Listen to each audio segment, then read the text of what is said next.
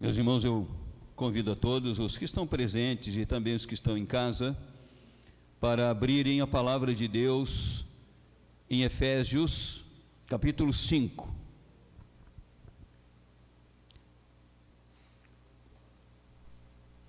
Eu vou estar explorando do versículo 25 ao versículo de número 32.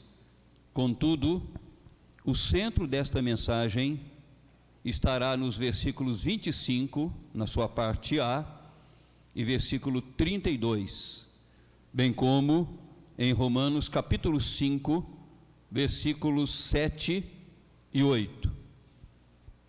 Nesta manhã eu quero compartilhar com todos a respeito do amor singular de Cristo Jesus pela sua igreja, por nós.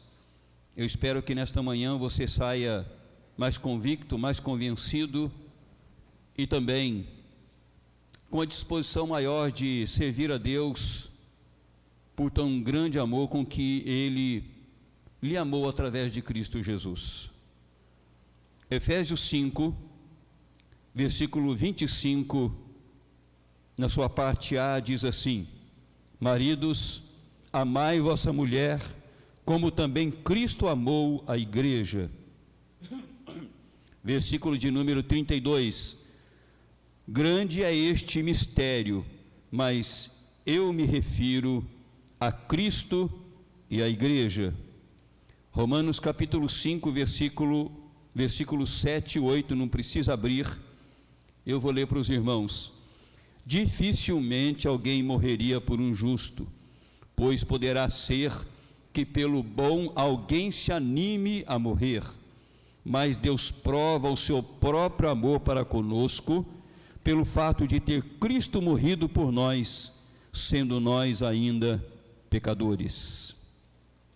Amém. Que Deus esteja nos instruindo mediante a sua palavra que é viva e eficaz. Vamos pedir o seu auxílio do seu Santo Espírito. Deus amado e bendito Pai, a tua palavra está aberta e os nossos corações também. O teu Espírito que a inspirou é o mesmo Espírito que revela esta palavra a cada um de nós. E também, Senhor, é o mesmo que precisa atuar na vida daquele que tem a responsabilidade de entregar a tua palavra em teu nome, de ser a tua boca, como se tu mesmo estivesses falando a esta igreja aqui presente e a igreja que está em casa. Pai, nós dependemos totalmente do Senhor, tanto para crermos, quanto para compreendermos, como para expressarmos a tua palavra. Que tu, Senhor, estejas presente, agindo na vida de cada um de nós, em nome do Senhor Jesus. Amém. Meus irmãos, a revista Pais e Filhos trouxe uma matéria interessante, falando a respeito não apenas da pandemia na qual nós estamos, mas falando da pandemia de divórcios. Diz que de março para abril, no Brasil, divórcio cresceu 177%. As consultas ao Google, para que pudessem saber como proceder, cresceram 9.900%. As autoridades chinesas dizem que não sabem quanto tempo vão levar para atender as milhares e milhões de pessoas que via internet deram entrada nos seus pedidos de divórcio, pela quantidade absurdamente desconsiderável. Portanto, nós, como bem disse a revista, nós não estamos apenas numa pandemia de vírus, mas nós também estamos numa pandemia de relacionamentos, a ponto de ter estes crescimentos absurdos. E quando nós pensamos nisso, pelo menos eu Me consolo na certeza absoluta de que a igreja tem um noivo, e a Bíblia procura assim colocar o marido que dela não desiste, e este é o Senhor Jesus Cristo. É isto que o apóstolo Paulo procura ressaltar nesses versículos os quais nós lemos. Paulo fundou a igreja em Éfeso na sua terceira viagem. Paulo neste momento não estava à vista humana numa vida boa, ele estava preso em Roma por causa do evangelho de Cristo Jesus, mas conforme ele mesmo dizia, ele não estava algemado quanto à palavra de Deus, e ele pregava esta palavra mesmo da prisão, e ele escrevia dali também as suas cartas, as suas orientações pastorais, às igrejas às quais ele tinha fundado. Em Éfeso aqui ultimamente nós ouvimos algumas pregações. Falei no capítulo 4, pelo menos, fiz 3 pregações no capítulo 4, um falando a respeito de pessoas as quais Deus prepara como apóstolos, profetas, evangelistas, pastores e mestres, para que eles possam aperfeiçoar a igreja. Depois eu preguei a respeito de que a igreja do Senhor Jesus Cristo tem que tomar cuidado para não ter uma vida como os gentios têm, como as pessoas que não são cristãs, não creem, têm, mostrando o comportamento deles no mundo e como deve ser diferente o nosso comportamento. Depois, eu preguei ainda sobre aqueles que têm uma nova vida, assim como o apóstolo Paulo coloca que nós não devemos imitar os gentios na sua conduta, ele mostra que agora nós estamos revestidos de uma nova vida, e que mediante este revestimento, nós temos que ter outro comportamento ou outros comportamentos, porque a nossa natureza foi mudada. E a esta altura, quando ele escreve, ele está dando uma série de conselhos, como deve ser o comportamento dos servos em relação ao seu senhor, dos pais em relação aos filhos, dos filhos em relação aos pais, e ele também coloca aqui como deve ser o relacionamento da mulher com o seu marido, do marido com a sua mulher. Este texto, o qual vou explorar, e destaquei aqui apenas 2 versículos, eles normalmente são usados para palestras em relação a marido e mulher. Eles são usados, ou esse texto é usado, para se pregar sobre o relacionamento conjugal. Mas nós não podemos nos esquecer que todos os conselhos do apóstolo Paulo aqui ao marido e à mulher, à mulher e ao marido, esses conselhos decorrem do seu relacionamento, decorrem do relacionamento de Cristo com a sua igreja e do relacionamento da igreja com Cristo Jesus. Então, quando o apóstolo Paulo está falando sobre o comportamento do marido em relação à sua esposa, ele está destacando como pano de fundo, como base principal, o comportamento de Cristo em relação à sua igreja. Tanto que no versículo 25 ele começa falando: marido, amai a vossa mulher, como também Cristo amou a igreja. O exemplo deste homem deve estar embasado no comportamento de Cristo em relação à igreja. Ele nem teria esse exemplo e nem capacidade de amá-la se não fosse por intermédio do Espírito de Cristo habitá-lo. E o mais interessante está no versículo 32.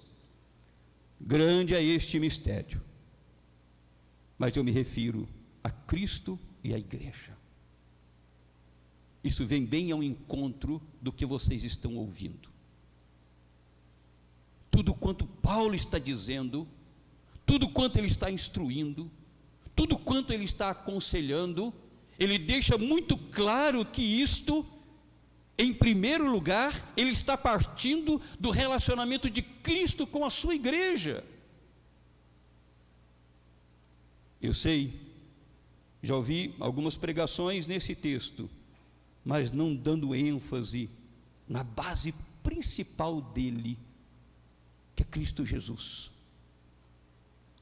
que é o comportamento dele com a sua igreja, que é o comportamento dele conosco, que é o comportamento dele em relação àquela a qual ele resgatou, que é a sua igreja de todos os tempos, a chamada igreja triunfante. Aqui, o apóstolo Paulo destaca o amor de Cristo Jesus antes de tudo e antes de mais nada. E é isso, meus amados, que eu quero compartilhar com vocês nesta manhã. Paulo usa Cristo para ilustrar o relacionamento do marido com a sua esposa. Eu quero utilizar a Cristo para que nós entendamos o relacionamento dele com a sua esposa, que é a sua igreja.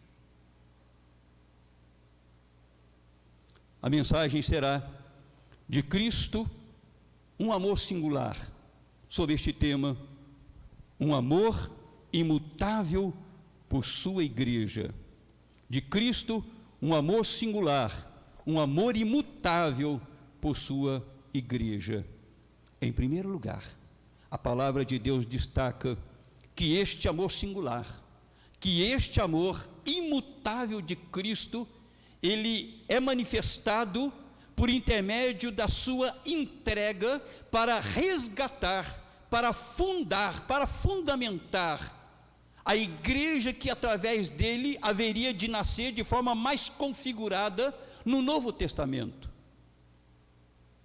Eu li há poucos dias um livro, e o nosso irmão Fábio, aqui da igreja, também o leu, Fábio Santos, marido da Cláudia, que eu tinha vontade de ler há muito tempo, mas não tinha tido oportunidade de tê-lo em minhas mãos. Este livro, ele destaca, do ponto de vista médico, técnico, a crucificação de Cristo Jesus, o sofrimento de Cristo Jesus, a sua entrega de forma plena e absurda, para que ele pudesse, com a sua vida, resgatar aqueles que haveriam de compor ou ser a sua igreja. Ali ele destaca, desde o momento primeiro, em que ele apanhou violentamente, com chicotes, em cujas pontas tinha um osso ou chumbo, que a pessoa desmaiava ao apanhar. Depois ele leva sobre si, sobre as suas costas extremamente machucadas, e quase sem força pelo que apanhou, a cruz. E carregá-la no meio do público era revelar ao público o mais vil bandido que existia dentro da sociedade. Ele tomou a sua cruz. Depois, a crucificação, a violência a que foi submetido neste momento. E mais do que isso, quando ele estava ali crucificado, pendurado no madeiro, e que pelo posicionamento ele não tinha condições de respirar, trazendo uma série de consequências para o organismo. E quando, no momento de agonia, ele tentava respirar, ele tinha que se apoiar nas mãos que estavam pregadas, doloridas, e nos seus pés que estavam pregados, doloridos, para que ele pudesse levantar um pouquinho o corpo e desafogar os pulmões, para que ele pudesse respirar. A narrativa daquele livro é algo que traz profunda dor no nosso coração. Mas isso é nada. A minha narrativa é de poucos segundos. E eu não sei, na verdade, narrar com toda a profundidade e extensão do que foi esse sofrimento de Cristo. Mas assim Cristo fez, para que ele pudesse resgatar a igreja, para que ele pudesse resgatar a sua vida. versículo 25, como também Cristo amou a igreja e a si mesmo se entregou por ela. O apóstolo Paulo destaca o amor de Cristo pela igreja, não apenas um amor teórico, expresso ou expressado pelos seus próprios lábios ou palavras, como é de nosso costume,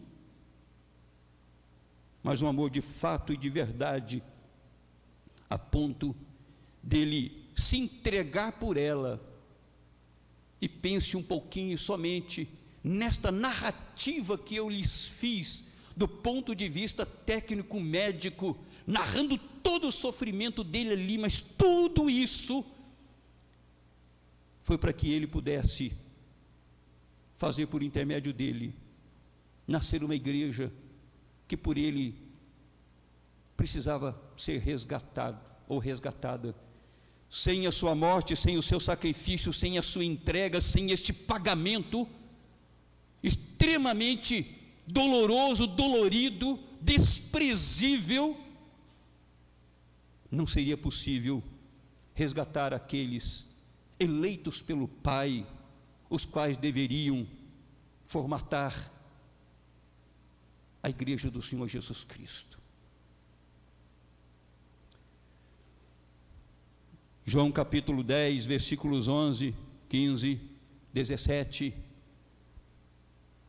Este capítulo descreve a vida do bom pastor, do excelente pastor, do perfeito pastor, o Senhor Jesus Cristo. Nesses versículos ele diz: eu dou a minha vida pelas ovelhas. E no versículo de número 18, ele coloca muito claramente que ninguém o obriga a dar a vida pela igreja, pelas ovelhas, mas ele a dá espontaneamente. Os instrumentos vis da sociedade de então foram utilizados, como que impondo a ele aquela morte dolorida e sofredora. Mas ele o permitiu. Não podemos nos esquecer lá no Getsêmani, quando os soldados foram prendê-lo e que Pedro reagiu cortando a orelha de um dos que estavam presentes. Ele diz: Pedro, guarda esta espada. Você acha que eu não posso convocar miríades de anjos e ele debater por mim? Ou debaterem por mim? Mas o que seria do propósito do Pai meu e da Trindade, dentro do que eu estou destinado a morrer para dar a minha vida por sacrifício? Jesus se deixou ser preso, se deixou ser humilhado, se deixou ser machucado, se deixou ser crucificado. Eu espontaneamente a dou.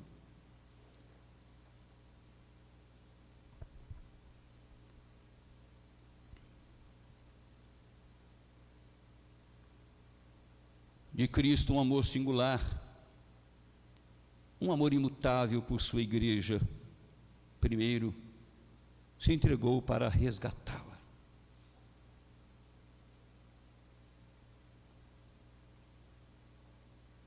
Assim fez Cristo por nós. Assim fez Cristo por você. E sinceramente, meus irmãos, eu não sei se nós conseguimos enxergar isso. Porque eu entendo que se nós enxergássemos isso, a nossa vida seria muito diferente do que tem sido.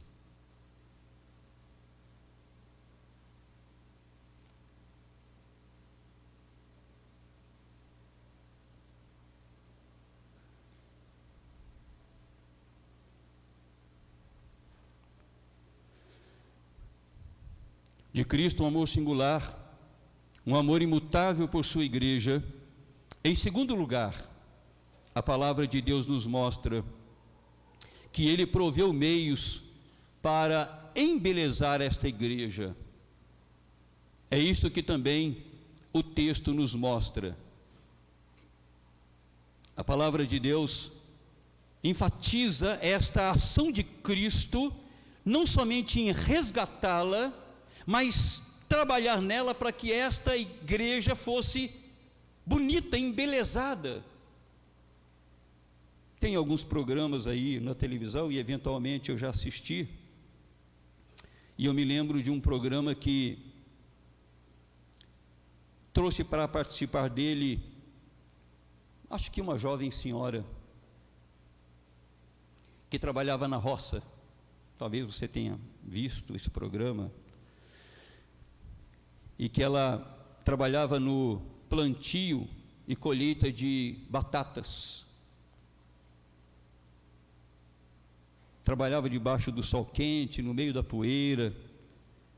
Era uma pessoa fisicamente extremamente desfigurada na pele, lhe faltavam os dentes, ainda que ela fosse nova. Aí o programa foi até esta pessoa e fez uma atividade com ela de embelezamento.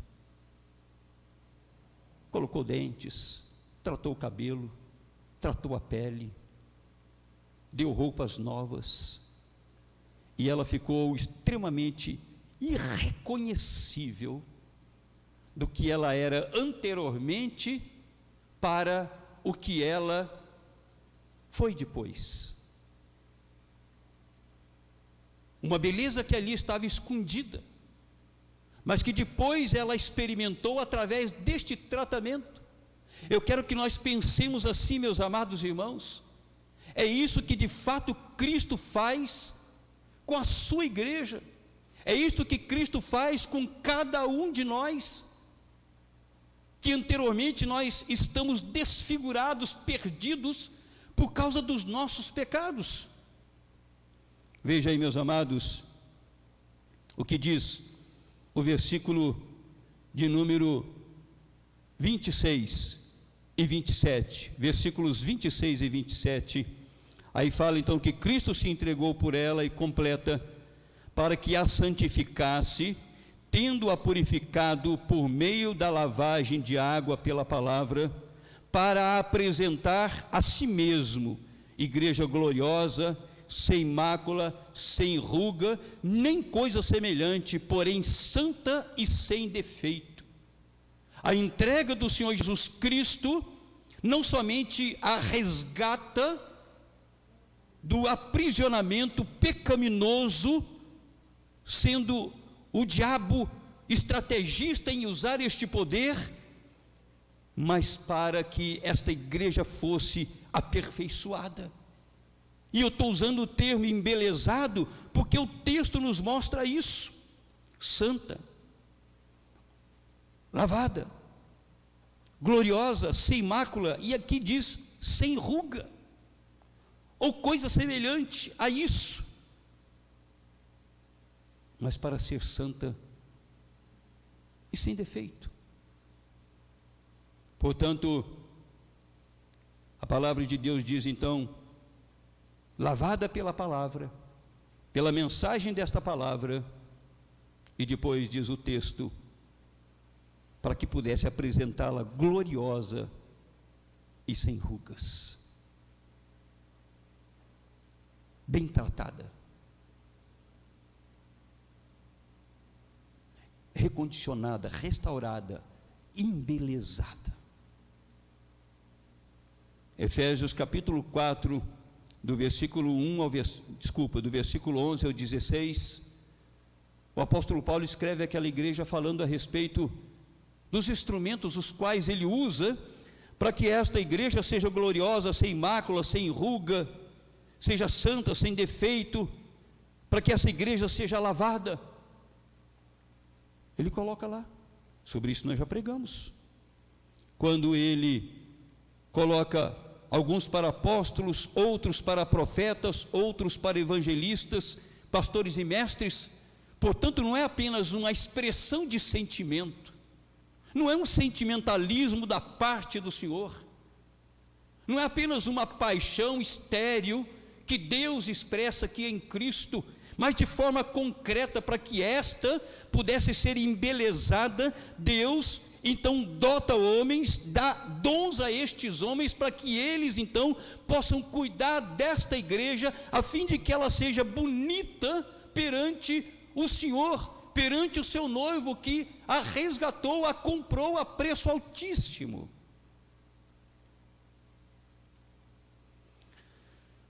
Portanto, o texto nos mostra que o Senhor Jesus Cristo não apenas resgata esta igreja pagando preço altíssimo,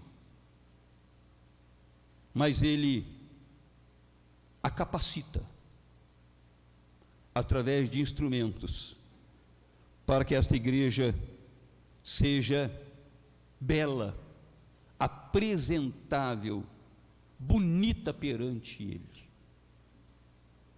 E isso tem a ver com cada um de nós, porque nós somos a igreja de Cristo. Não tem por que nós ficarmos pensando em igreja como instituição, igreja como quatro paredes, igreja como denominação, igreja como o que está escrito lá fora ou na placa. Igreja de Cristo é a igreja orgânica, a qual é você, a qual sou eu, a qual somos nós. E se o Senhor Jesus Cristo resgatou você, e se o Senhor Jesus Cristo, através do seu Santo Espírito, isso é fundamental, não podemos esquecer, Ele lhe capacita, mediante os instrumentos que Ele colocou, a ser bela, a ser bonita. Como é que você e eu estamos nos apresentando perante este noivo? Largados, descabelados, desdentados, feios, como você, como noiva de Cristo, como esposa de Cristo, tem se adornado para Ele, conforme diz Pedro lá, capítulo 3, em que ele fala do adorno da esposa, sempre traçando um paralelo em relação a Cristo. É necessário que nós nos embelezemos por intermédio desta palavra, por intermédio das máculas que nós vamos tirando da nossa vida mediante esta palavra, das rugas que nós vamos tirando das nossas feiuras mediante a palavra, do perfume através do lavar da água pela palavra. Muito mais do que você se apresenta ao seu marido para conquistá-lo dia a dia, se embelezando, você deve se embelezar dia a dia para se apresentar ao noivo, a este marido da igreja, conforme a palavra trata, de forma perfeita. E é nisso que o apóstolo Pedro fala, né? Tem muita gente que se embeleza exteriormente, lá ele fala de frisados no cabelo e etc., e ele coloca, mas interiormente não tem beleza nenhuma em relação a Cristo. Olha para nós como uma esposa feia, desleixada. Mas em terceiro lugar, de Cristo, um amor singular, um amor imutável por sua igreja, se entregou por ela, proveu meios para embelezá-la, e terceiro, dispensa o seu cuidado para preservá-la. O Senhor tudo faz, mas para que esta igreja se mantenha bela na sua presença, Ele lhe dispensa cuidado. Esta é outra ação do Senhor Jesus Cristo. Esta é outra ação do noivo. Algum tempo atrás eu conversava com uma pessoa a qual referia-se ao seu marido como sendo uma pessoa muito presente na sua vida e que muito a estimulava para viver bem, inclusive viver bem fisicamente, que apoiava as suas iniciativas para ser bela, que lhe dava o dinheiro necessário para frequentar uma academia. E às vezes isso é raro. Às vezes isso é raro. A mulher vai se cuidar, a expressão é: temos que segurar, não tem dinheiro, você está bem assim mesmo, não é? Sempre está puxando a rédea para que esta mulher não viva, primeiramente, plenamente como ela mesma, e faça com que seu marido se apaixone por ela novamente, e de forma constante. Assim como este compartilhamento de um marido que tinha visão de sensibilidade em relação à sua mulher, o Senhor Jesus Cristo tem esta sensibilidade em relação à sua igreja. Versículos 29 e 30: porque ninguém jamais odiou a própria carne, antes a alimenta e dela cuida, como também Cristo o faz com a igreja, porque somos membros do seu corpo. Primeiramente, o apóstolo Paulo se refere ao marido. Ninguém odeia o seu próprio corpo, a sua própria carne, referindo-se àquela que está com ele, antes a alimenta e cuida.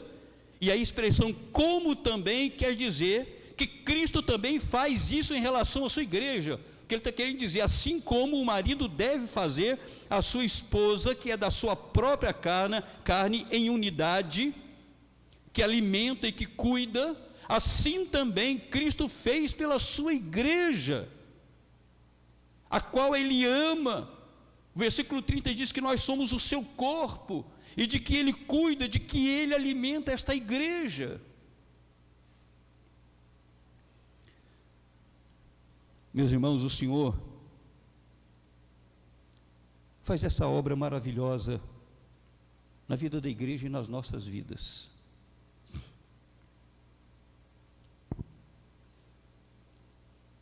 E aqui me faz pensar um pouco a respeito do Salmo de número 23, o qual foi escrito por Davi. Ainda não era rei, ele era apenas um pastor de ovelhas que vivia no campo semanas e meses cuidando das ovelhas. E lá então ele procura, através do seu cuidado e da experiência que ele tinha com as ovelhas, dizer de como ele, como ovelha do sumo pastor, este pastor cuidava dele. Ele falava que o levava para as águas de descanso, que o levava para lugares em que a relva era verde, para que as ovelhas pudessem se alimentar. Levava as ovelhas para o lugar de alimento, que o Senhor era aquele que adestrava as suas mãos diante dos predadores, como ele lutou com um leão, animais, e os estrangulou quando estes estavam para se alimentar das suas ovelhas. O Senhor era aquele que lhe dava capacidade para lutar, para que ele pudesse vencer.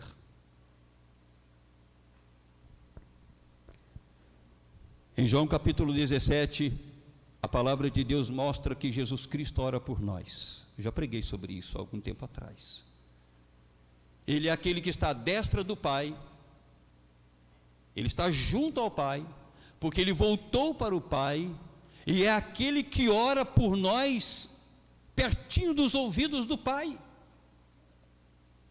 É a chamada oração sacerdotal, intercessória, pela vida da igreja, pela nossa vida. Portanto, a palavra de Deus deixa muito claro que Ele dispensa o seu cuidado para que esta igreja seja preservada, para que a sua vida seja preservada, para que a minha vida seja preservada, para que nós não caiamos, para que nós não nos desviemos, para que não deixemos de ter alimento, para que nós não caiamos diante das lutas. Portanto, este noivo, este marido da igreja, ele dispensa o seu cuidado para preservá-la.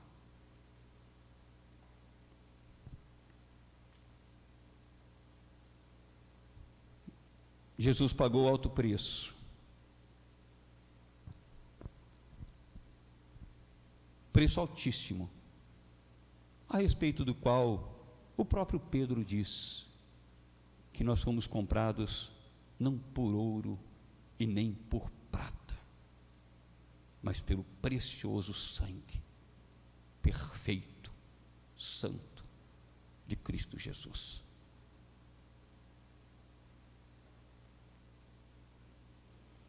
Jesus pagou este preço altíssimo e cuida, apesar do que nós somos. Portanto, de Jesus um amor que é imutável. Infelizmente nós somos volúveis, frágeis. Vivemos na gangorra existencial, emocional. Fazemos isso e depois queremos desfazer isso. Fazemos aquilo e depois queremos desfazer daquilo. Compramos, depois queremos vender. Desejamos, depois não desejamos mais. Mas o amor do Senhor por nós,